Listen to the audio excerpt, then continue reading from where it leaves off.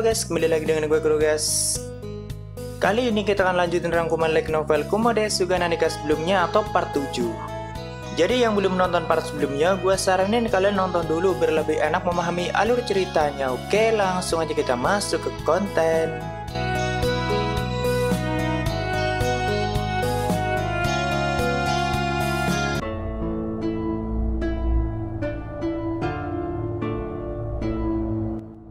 Di cerita sebelumnya, Shiro habis saja kena prank sama Potimas dan hampir aja tubuhnya lenyap kalau dia tidak sigap dalam menggunakan regenerasi tingkat ilahinya.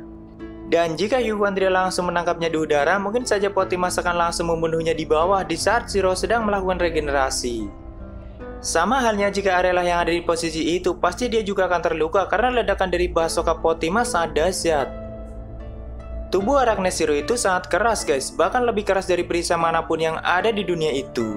Tapi mungkin tubuh Arella juga lebih keras mengingat semua statnya sangat gila. Hanya seorang Potimas yang masih mencari kesempatan untuk membunuh musuhnya di saat situasi dunia sedang kacau. Padahal saat itu mereka sedang kerjasama dan menuruti instruksinya. Ya, dia emang kampret banget dan kalian bayangin sendiri aja kalau Shiro lagi marah-marah sama seseorang. Bahkan Shiro membayangkan jika dia punya kemampuan untuk pergi ke masa lalu, maka dia akan langsung mencari Potimas yang baru saja lahir dan akan membunuhnya.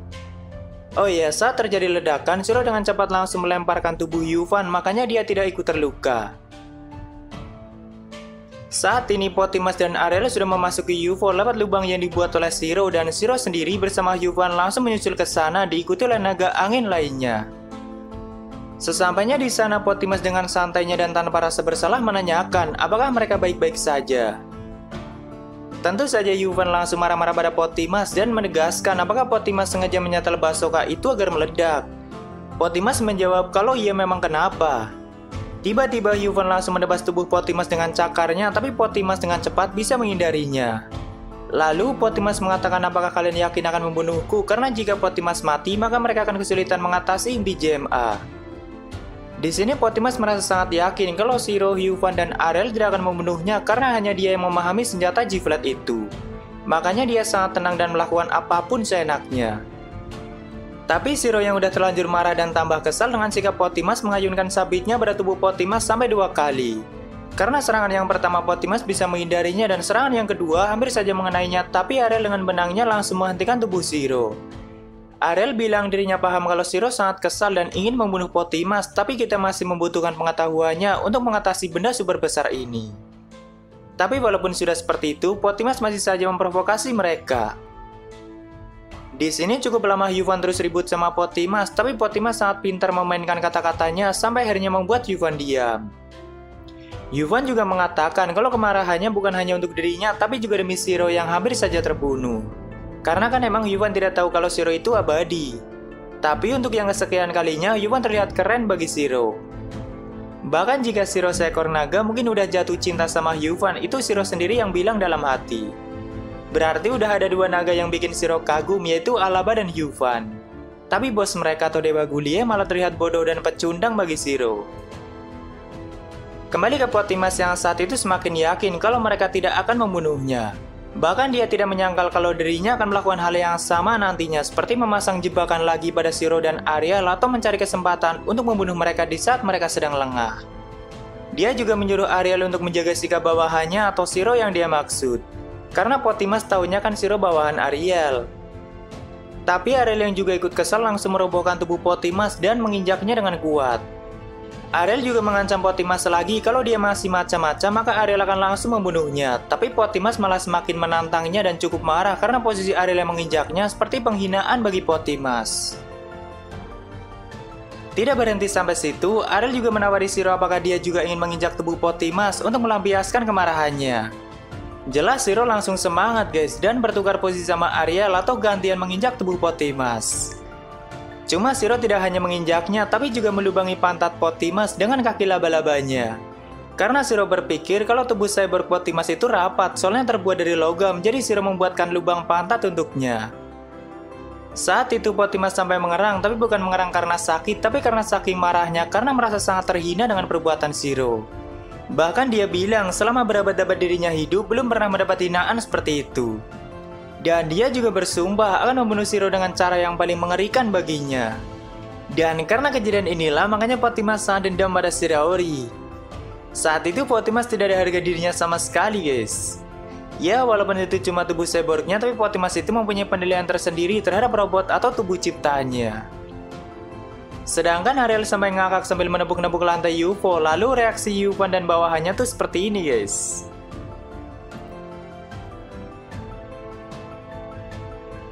Setelah itu, Ariel menyuruh Yuvan dan anak buahnya untuk membantu pasukan lainnya, sedangkan Potimas, Ariel, dan Zero akan mulai mencari inti JMA, tapi dengan situasi yang lebih menegangkan gara-gara Potimas kena tuspol.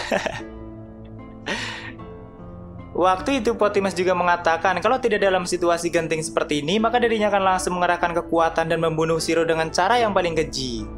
Jadi dia mengatakan kalau Zero masih beruntung. Di sisi lain, Sophia dan Mera yang berada di labirin masih membicarakan teknologi dan energi MA yang sempat dijelaskan oleh Ariel. Intinya seperti yang sering gue jelasin, kalau energi MA adalah sumber kehidupan dunia itu sendiri, tapi orang-orang di masa lalu seperti Potimas selalu menggunakannya untuk kepentingan mereka sendiri tanpa memikirkan akibatnya.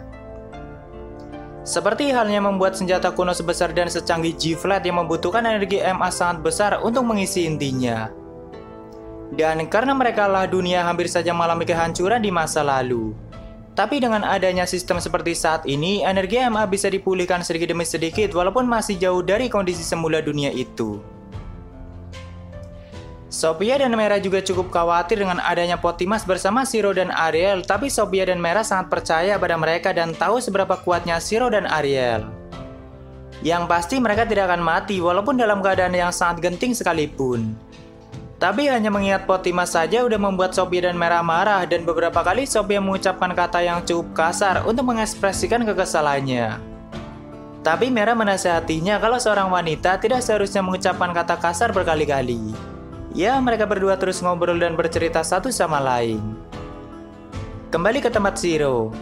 Perlu kalian ketahui kalau di waktu ini Zero masih punya pemikiran untuk membunuh Ariel jika ada kesempatan. Karena kan emang mereka masih melakukan gencatan senjata, belum benar-benar menjadi teman. Jadi sebenarnya Zero juga nggak jauh beda dengan Potimas dan bisa saja membunuh Ariel jika itu menyingkirkan satu ancaman dalam hidupnya. Walaupun Ariel sendiri malah sudah menerima Zero sebagai rekannya dan tidak lagi punya niatan untuk membunuhnya. Ya, dari segi sifat Zero memang lebih jahat dari Ariel. Setelah berada di dalam UFO, Ariel dan Zero bisa menggunakan kekuatan penuhnya lagi karena penghalang cuma aktif di luar atau di sekitaran UFO, tidak untuk di dalamnya. Tapi bukan berarti mereka bisa menurunkan kewaspadaannya pada Potimas karena orang itu selalu punya rencana yang tidak terduga. Selanjutnya kita lihat dari sudut pandang Dustin dan seperti apa situasi di permukaan. Untuk saat itu, pasukan Dustin, Ariel, dan Potimas dibantu oleh para naga angin masih cukup unggul dan bisa menghancurkan banyak armada tank dan pesawat. Tapi ada perbedaan besar dalam kombinasi mereka. Jadi 4 Counter Attack Ariel benar-benar menjadi kekuatan besar dan bisa menghancurkan beberapa tank dengan sekali semburan nafasnya. Tapi itu adalah hal yang wajar bagi Dustin mengingat mereka adalah monster kelas legendaris yang sering disebut sebagai bencana berjalan. Apalagi saat itu ada 4 dari mereka. AL, Riel, VL, dan Sahil juga terus menjatuhkan tank satu persatu dengan senjata barunya yang sebelumnya dibuatkan oleh Zero. Sedangkan untuk pasukan elit Dustin sendiri butuh beberapa orang hanya untuk menjatuhkan satu tank. Dan Dustin mengakuinya kalau peran pasukannya di situasi ini tidak lain hanya sebagai perisai daging untuk menahan barisan armada tank. Tapi pasukan Dustin adalah orang-orang yang mempunyai tekad sangat kuat dan tidak takut dengan kematian. Lalu untuk armada Jitra yang masih tersisa di atas terus diatasi oleh Yuvan dan anak buahnya. Di sini Dustin sendiri merasa tidak terlalu berguna, tapi keberadaan dialah yang membuat semangat pasukannya tidak pernah runtuh. Dustin itu bukan seorang petarung seperti Ariel, Zero, atau Potimas, tapi dia selalu menggunakan otak dan strateginya dan memiliki pengaruh yang sangat besar di wilayah manusia. Intinya di sini Dustin seperti komandan perang yang terus memberi arahan pada pasukan itu dan meningkatkan semangat mereka. Pada saat Zero terkena ledakan bazooka Potimas, Dustin juga melihatnya dan tidak terlalu heran jika Potimas merencanakan hal seperti itu. Tapi di tempat inilah Dustin baru melihat Zero dengan matanya sendiri dan langsung bisa menyimpulkan kalau itu adalah Nightmare. Cuma dia baru melihat sendiri kalau Nightmare ternyata memang sangat kuat. Bahkan ledakan bazooka yang lebih kuat dari senjata UFO saja tidak berhasil membunuhnya. Apalagi Dustin menyadari kalau tingkat regenerasi Nightmare sangat gila karena saat itu Dustin melihat tubuh Nightmare yang sudah hancur setengah. Menurut Dustin, jika Ariel yang ada di posisi itu mungkin saja akan terluka parah. Walaupun Ariel adalah individu terkuat dalam sistem, tapi pertahanan dia belum tentu lebih kuat dari Nightmare setelah Dustin melihat kejadian itu. Dia juga berpikir apakah dari awal Ariel sengaja menyerahkan Bazooka itu pada Nightmare karena Ariel percaya kalau Nightmare tidak akan mati jika Optimus menaruh jebakan pada Bazooka itu. Banyak pertanyaan mengenai sosok Nightmare di pikiran Dustin setelah melihat sosoknya secara langsung.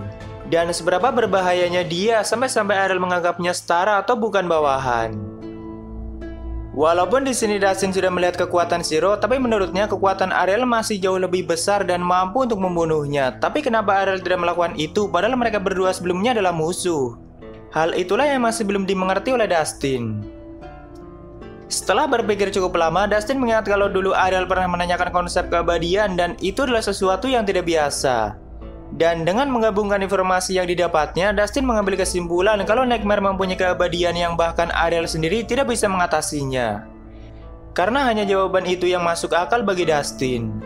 Walaupun dirinya sulit untuk mempercayai kalau ada makhluk yang tidak bisa dibunuh oleh Ariel selain Optimus. Di sini sebenarnya Dustin berpikir cukup lama menggunakan informasi yang sangat sedikit, tapi dia berhasil mencapai kesimpulan itu dan mengetahui hubungan Zero dengan Ariel. Tapi gue persingkat dan intinya seperti itu guys.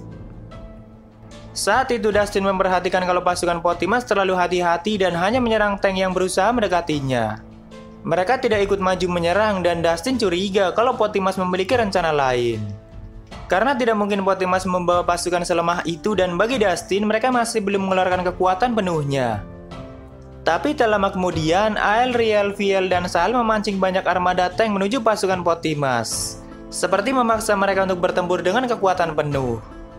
Dan begitu kagetnya Dustin setelah melihat pasukan Optimus yang ternyata bisa mengalahkan armada tank dengan mudahnya setelah mereka serius. Tidak hanya itu, Dustin juga melihat ada salah satu pasukan Optimus yang tertembak dan ternyata bukan Elfie yang ada di dalamnya, tapi otak manusia lah yang digunakan oleh Optimus untuk mengisi pasukan robotnya. Walaupun Dustin tidak kaget jika Optimus yang melakukannya, soalnya Dustin sendiri juga merasa kalau dirinya sama mengerikannya dengan Optimus. Karena menggunakan pasukannya untuk menjadi perisai daging di peperangan itu, dan banyak dari mereka yang sudah mati terinjak-injak oleh armada tank. Jadi karena kepintaran 4 boneka Taratek, pasukan Optimus dipaksa untuk mengeluarkan kekuatan penuhnya karena Ariel, Viel, dan Sal terus mengiring armada tank menuju mereka. Jadi sejauh itu kondisi di luar UFO masih terkendali. Lalu kita kembali lagi ke tempat Zero. Walaupun Optimus sudah tenang, tapi Ariel masih saja terus mengejek dan menertawakannya, seperti misalnya menanyakan apakah tidak ada kekuatan lain yang keluar dari lubang barumu. Dan gue juga penasaran apa yang dirasakan Optimus setelah mempunyai pantat baru. Kita seperti melihat perilaku konyol para Railman yang menyatu dengan jiwa Ariel, dan tentu saja Zero juga menikmati candaan itu. Soalnya setelah memasuki UFO lebih dalam, mereka dihadang oleh banyak robot seperti biasa dan Optimus hanya bersantai sambil melihat Zero dan Ariel membantai robot-robot itu. Makanya Ariel terus menyindirnya, tapi sekalinya Optimus menggunakan senjatanya, Zero langsung kaget melihat efeknya.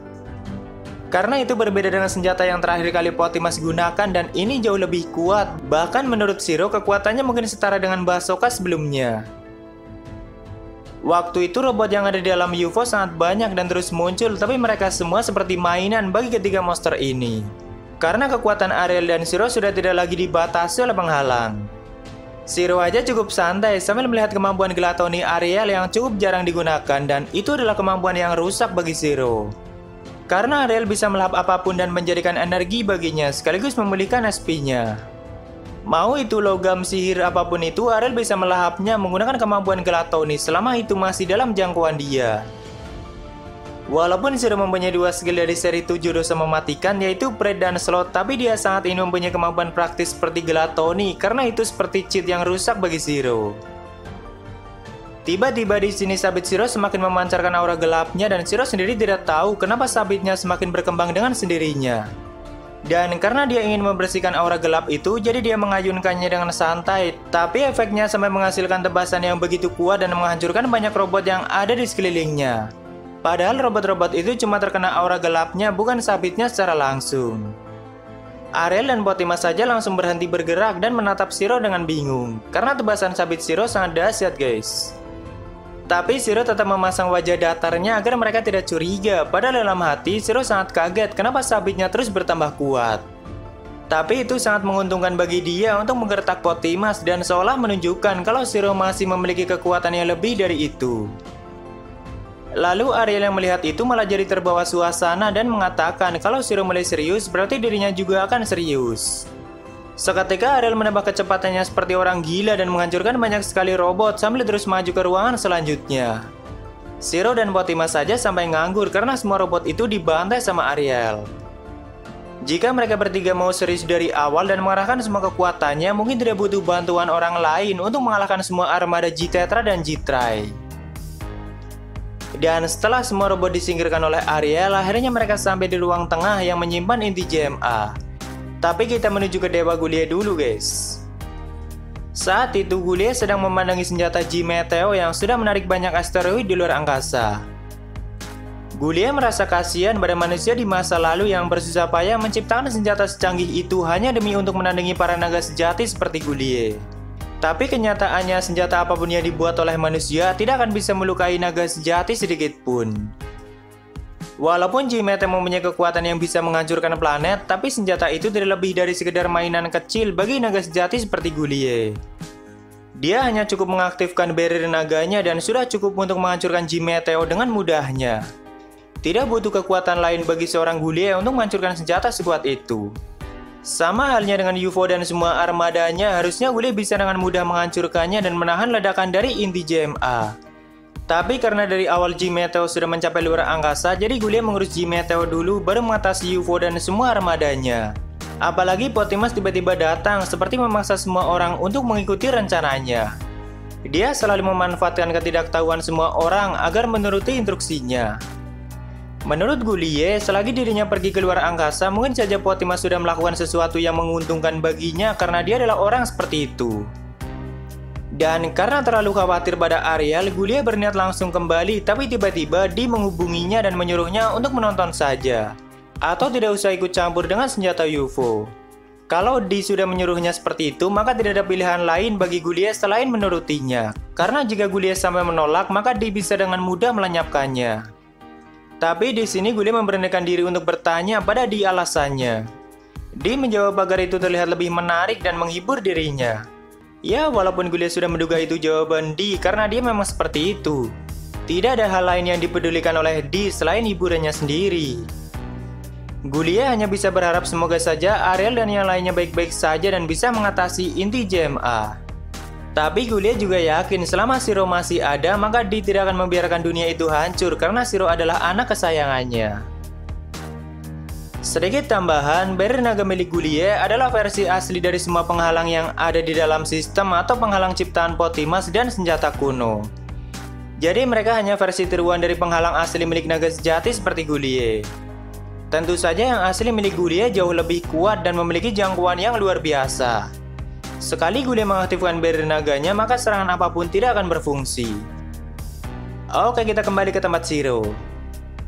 Saat itu mereka bertiga sudah sampai di ruang inti JMA dan mereka menduga kalau di ruangan itu pasti ada bos terakhir yang menjaga intinya.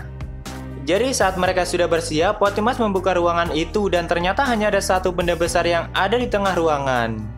Tapi mereka tidak melihat ada inti JMA. Tiba-tiba benda besar itu berubah menjadi robot dengan jenis yang berbeda dari semua robot sebelumnya dan Potimas yang melihatnya terlihat sangat shock.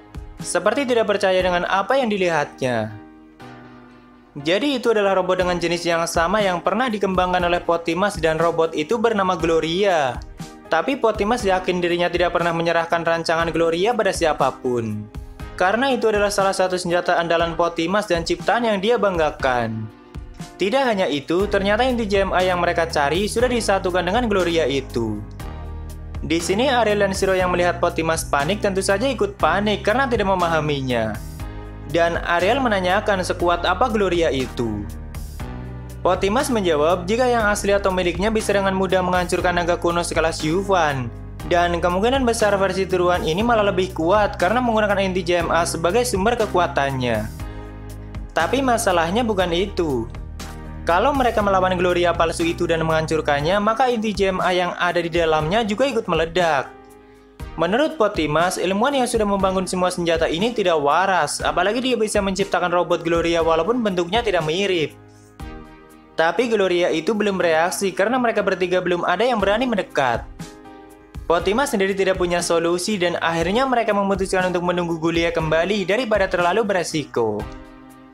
Di sini tiba-tiba tangan Shiro memegang sebuah handphone di telinganya dan mendengar suara yang indah tapi meresahkan. Siapa lagi kalau bukan Di? Dan Di mengatakan kalau Gloria tidak akan datang, yang berarti Shiro harus mengatasinya sendiri. Tapi di sini Shiro sangat marah karena Di mengendalikan tubuhnya. Soalnya tangan Shiro bergerak dengan sendirinya untuk memegang handphone itu dan tidak bisa menggerakkan tubuhnya sama sekali waktu itu. Walaupun cuma gerakan kecil, tapi Shiro itu sangat marah kalau ada orang yang mengendalikannya. Namun Di malah semakin senang dengan reaksi Shiro dan menegaskan kalau itu baru pertama kali Di mengendalikan tubuh Shiro. Dirinya tidak pernah ikut campur secara langsung dari dulu kecuali di insiden ini agar lebih menarik baginya. Di juga mengatakan kalau perubahan sabit Shiro adalah hadiah kecil untuknya, tapi sebenarnya Di cuma membuatnya terhubung dengan tubuh Shiro sendiri. Atau jika Shiro bertambah kuat, maka sabit itu juga bertambah kuat. Karena dia adalah bagian tubuh Shiro sendiri yang memiliki kehendak, sama halnya seperti para Realmine. Tapi Shiro juga menyukai perubahan sabitnya dan dibilang dirinya ikut senang kalau Shiro menyukainya. Di sini Shiro tidak harus mengucapkan satu kata pun karena dia bisa membaca pikiran orang lain. Shiro juga memikirkan apakah Gloria baik-baik saja karena dibilang dia tidak akan datang. Lalu Di menjawab kalau Gloria baik-baik saja, jadi setelahnya Di menyuruh Shiro untuk mengatasi situasi itu dan pulang dengan kemenangan. Tapi Shiro sendiri tidak yakin apakah bisa mengatasi situasi itu dan belum tahu apakah keabadiannya berfungsi jika inti GMA sampai meledak. Karena kemungkinan terkecilnya ledakan itu bisa melenyapkan satu benua dan telur Shiro berada di benua yang sama atau labirin. Selama percakapan Di dengan Shiro, Ariel dan Potimas tidak ada yang menyadarinya, guys. Karena menurut Shiro, Di menghentikan waktu dunia saat itu. Tapi Ariel yang sadar dengan perubahan ekspresi Shiro menanyakan apakah terjadi sesuatu.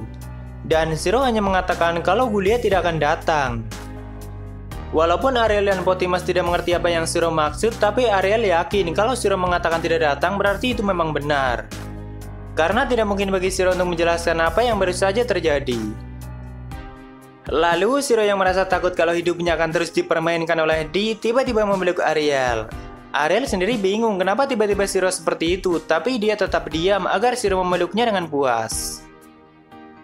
Namun Potimas malah merusak suasana hangat itu dan mengatakan kalau dirinya mempunyai ide untuk mematikan inti GMA.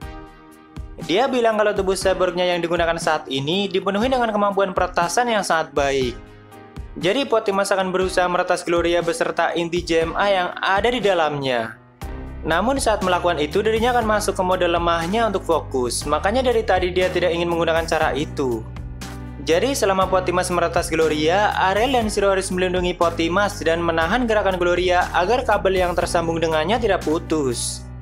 Dan di sini Shiro yang akan melindungi tubuh Potimas, sedangkan Ariel yang akan menahan gerakan Gloria. Dan mereka pun setuju melakukan cara itu.